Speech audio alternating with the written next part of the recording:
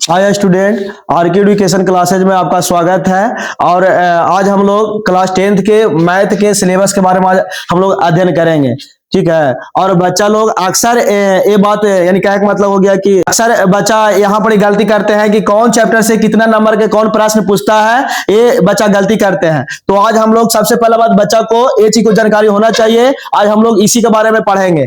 तो याद रखना है तुम लोग को कि टोटल 10वां यानी क्लास 10th का एनसीईआरटी मैथ में टोटल 15 चैप्टर पढ़ना है। कितना चैप्टर पढ़ना है? 15 चैप्टर, जिसमें हम लोग पहला चैप्टर पढ़ते हैं। पहला चैप्टर पढ़ेंगे वास्तविक संख्या, जिसको रियल नंबर्स के नाम से जानते हैं। और वास्तविक संख्या से लगभग 10 नंबर का प्रश्न पूछता है। और उसके बाद दूसरा चैप्टर जो होता है बहुपद के बारे में पढ़ेंगे। बहुपद हो गया, उसके बाद तीसरा में रैखिक समीकरण हो गया, और चौथा में द्विघात समीकरण से लगभग टोटल 10 नंबर का इससे प्रश्न पूछता है। और उसके बाद अगला चैप्टर हम लोग पढ़ते हैं, 5वां चैप्टर समानांतर श्रेणी पढ़ते हैं। समानांतर श्रेणी से भी 10 नंबर का प्रश्न यानी 10 नंबर का क्वेश्चन उससे पूछता है। और आगे देखते हैं हम लोग, देखते हैं छठा चैप्टर हम लोग को पढ़ना होता है निर्देशांक ज्यामिति। छठा चैप्टर हम लोग निर्देशांक ज्यामिति पढ़ते हैं, उससे लगभग 10 नंबर का प्रश्न पूछता है। उसके बाद हम लोग 7वां और 8वां चैप्टर बहुत इंपॉर्टेंट माना जाता है,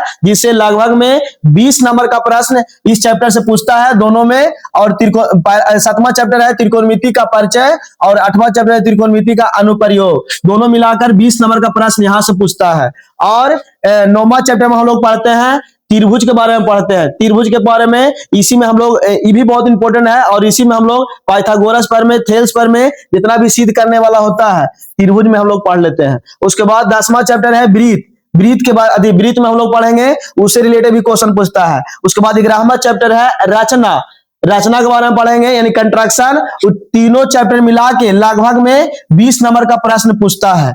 और उसके बाद 12वां चैप्टर हम लोग पढ़ेंगे वृत्त से संबंधित क्षेत्रफल। वृत्त से संबंधित क्षेत्रफल। और 13वां चैप्टर है पृष्ठीय क्षेत्रफल और आयतन। दोनों मिलाकर लगभग 10 नंबर का प्रश्न पूछता है। उसके बाद 2 चैप्टर और बचता है। 14वां चैप्टर हम लोग पढ़ेंगे सांख्यिकी। सांख्यिकी पढ़ते हैं। उसके बाद 15वां चैप्टर में पढ़ना हम लोग को प्रायिकता के बारे में पढ़ते हैं। प्रायिकता दोनों मिलाकर लगभग में 10 नंबर का प्रश्न पूछता है। और टोटल